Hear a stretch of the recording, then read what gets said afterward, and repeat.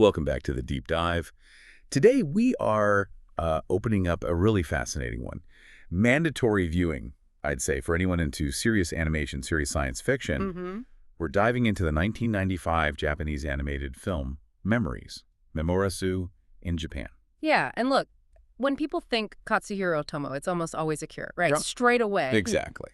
But Memories, which he co-produced and he directed the final part, you could argue it's actually his most maybe complete philosophical statement. Yeah. Especially on human folly. And it just shows the incredible range of anime as a medium. Absolutely. So our sources today, they're a mix. We got production notes, some critical reviews, and we're doing a lot of structural analysis of the film itself. Right.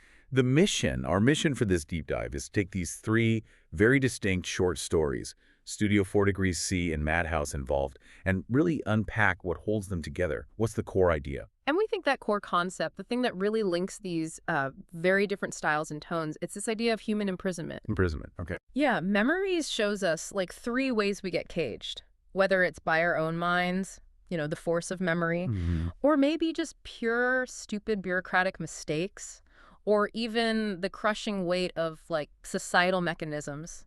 Systems. That's quite a progression. It sounds like it moves from something personal, almost beautiful but tragic, all the way to this grim political take on war. Exactly. It's remarkable. Okay, well, let's jump in. Part 1, Magnetic Rose. Ah, yes. Look, this segment alone, honestly, it's worth the price of admission for the whole film. High praise. Well, the creative team is just staggering. You've got Koji Morimoto directing, the screenplay, Satoshi Kon. Wow, before Perfect Blue and Paprika. Before he became the Satoshi Kon, yeah. But you can see the seeds of it here. And the music, the score, is by Yoko Kanno. Cowboy Bebop, Yoko Kanno. The very same. So yeah, an artistic powerhouse, truly. Okay, so the story, it sets this incredible atmosphere right away. We're following this deep space salvage crew, right?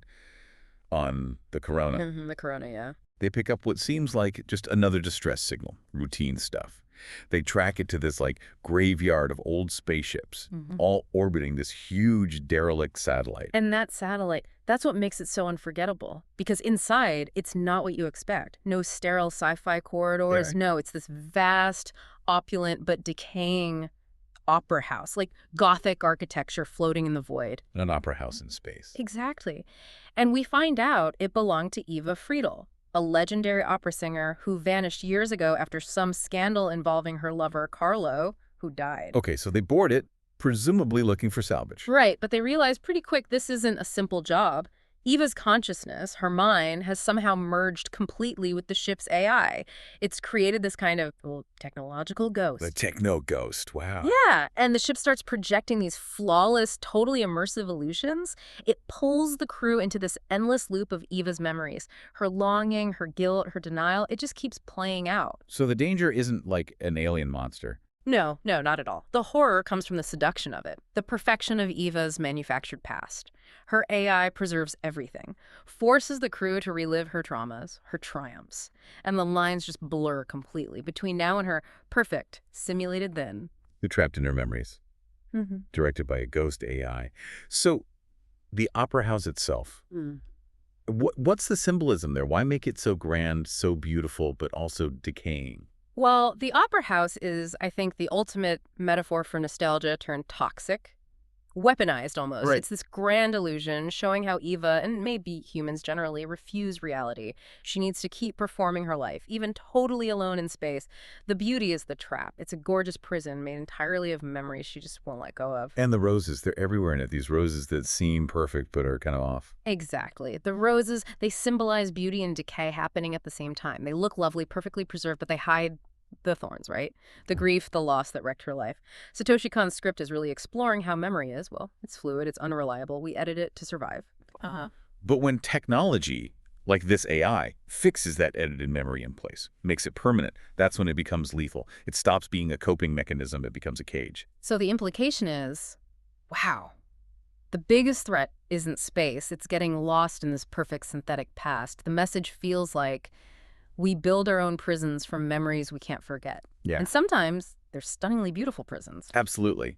The horror comes from choosing that artificial past over a painful, maybe, but real present. And that final moment, Spoiler alert, but the surviving crew member gets absorbed into the illusion. He chooses the lie. He chooses the beautiful lie over the ugly truth of trying to escape. Yeah. It just hammers the point home. Deeply tragic. Okay, so if Eva's prison was built from, tragic denial and this internal illusion, the next segment, Stink Bomb, feels like a complete 180, a prison built from just dumb human error. It's such a jarring shift. And totally deliberate. Yeah. Otomo's choice, structuring it like this, moving from operatic sci-fi tragedy to basically slapstick farce. Yeah, it's a brilliant comment on the sheer range of human folly. Yeah. Stink Bomb was directed by Tensai Okamura, based on Otomo's ideas, and it feels like this necessary comedic release, except it's incredibly dark comedy. Very dark. So we meet Nobuo Tanaka.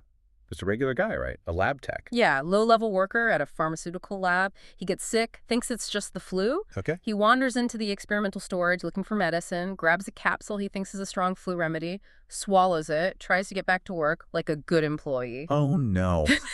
Let me guess. It's not flu medicine. Not even close. It's tragically a prototype biological weapon. And here's where the tragic absurdity kicks in. His body metabolizes it, and he starts emitting this deadly gas, pheromone-based, kills everything and everyone nearby, instantly. That is okay. He's completely fine and completely unaware. That's the core absurdity. He thinks he's just a dedicated employee trying to deliver the capsule, the weapon, to Tokyo HQ for analysis. Oh, my God. And everyone collapsing around him, he just thinks, wow, this flu is really bad. And it seems to be following me. He becomes this walking WMD, totally oblivious. Exactly. An unwitting angel of death in a business suit. It throws the entire Japanese military, even the U.S. forces stationed there, into total chaos. The black humor is intense because we know what's happening. But Nobuo is protected by his own cluelessness and his dedication to just following the delivery protocol. And the military response. Yeah. That's where the satire really kicks in, doesn't it? It's just escalating incompetence. Oh, it bites hard. You see them deploying troops, chemical suits, tanks, helicopters, fighter jets, all trying to contain this mysterious odor. Trying to fight a smell with missiles. Basically, it's a sharp critique of modern institutions, They're slow, confused, their response is dictated by rigid, totally inappropriate protocols. They can't handle something this mundane and weird.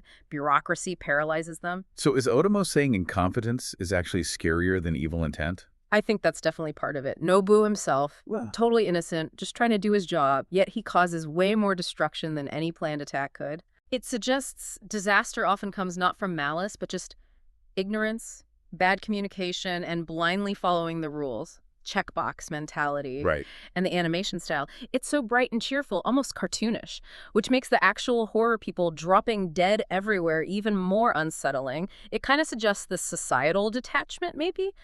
We can laugh at the absurdity, but the end result is still mass death. Wow. Okay.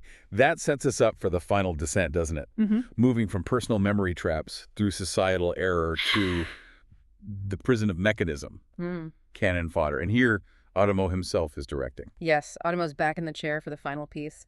And the aesthetic shift is, again, radical. Gone is the realism of Rose or the satire of Bomb. This is heavy, mechanical, steampunk-ish. Colors, too, right? Yeah. Very muted. Very. Dominated by dull grays, industrial browns, occasional flares of red light. It screams dehumanization. It feels oppressive. And the technique is really striking here.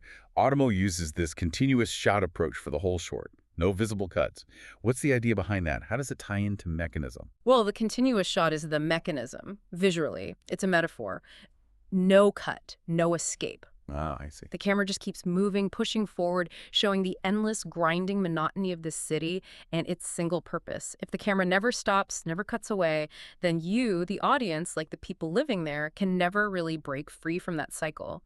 It conveys the crushing weight of this perfectly functional, self-perpetuating war machine. So describe the setting. It's this city. It's a dystopian fortress city. Everything socially, economically, physically revolves around one single operation, firing these absolutely enormous cannons towards some unseen enemy nation. Unseen, they don't know who they're fighting. It seems not, or if they once did, it doesn't matter anymore. We follow this young boy, and his biggest dream is just to become a cannon officer, like his dad, who spends his days dutifully loading giant shells.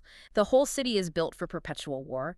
The schools teach cannon operation, the architecture supports the cannons, even the clothes reflect it. It's total indoctrination. But the truly chilling part, nobody ever questions if the enemy they're firing at even exists. That's the core of the critique, then. The enemy is irrelevant. The system of war is everything. Precisely. The city's purpose is just to keep firing the cannons, to perpetuate itself through conflict. It's a society built entirely on militarism and blind, unquestioning patriotism. And the boy's dream. Represents how early that ideology takes root, consuming any individuality. The unseen enemy is incredibly powerful symbolism. It highlights the utter futility, the absurdity of fighting a ghost, generation after generation, without ever asking why or who. It's a really stark critique of authoritarianism, isn't it? What happens when conflict becomes your society's whole identity? Yeah, because without the conflict, the city has no purpose. The jobs, the hierarchy, the infrastructure, it all collapses if they stop firing. So the core message is just chilling. When war becomes identity, peace becomes impossible. It's Otomo drilling down on manufactured consent, propaganda, the loss of individual thought needed to feed the machine. You can see echoes of the industrial scale and critique from Akira, but this feels even more concentrated, more bleak. Okay, so let's try and tie these three very different threads together. Mm-hmm. We've got Magnetic Rose, the beautiful, tragic, self-made prison of memory.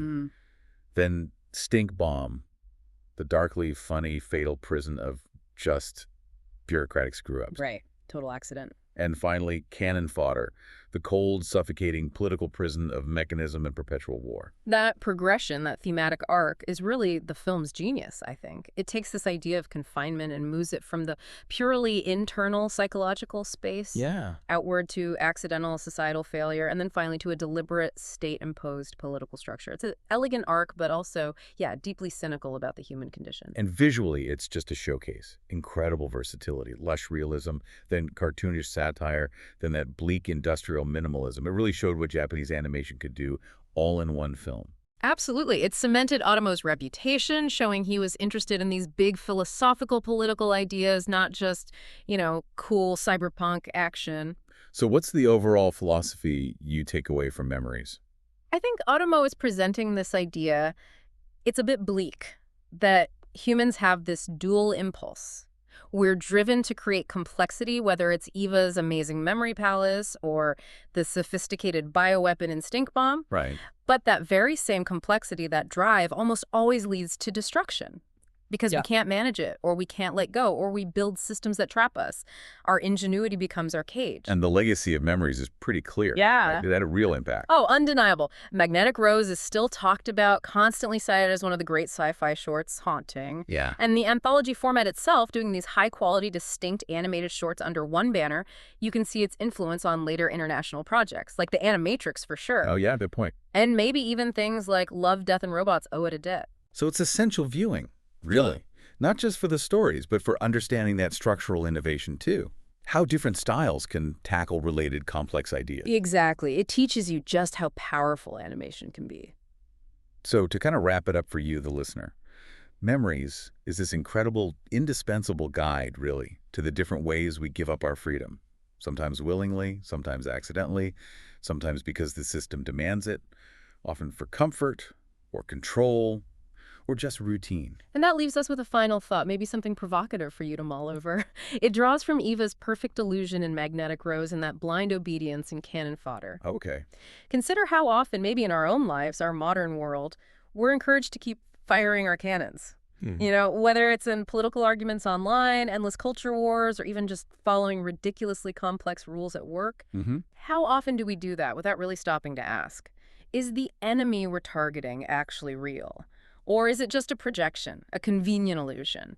Or maybe an unseen enemy that only exists to keep the whole system, the whole mechanism running? Is the enemy real, or has the fighting itself become the only reality that matters? Exactly. Something to think about as you navigate the systems in your own daily life. Definitely something to chew on. That's it for this deep dive. We'll catch you next time.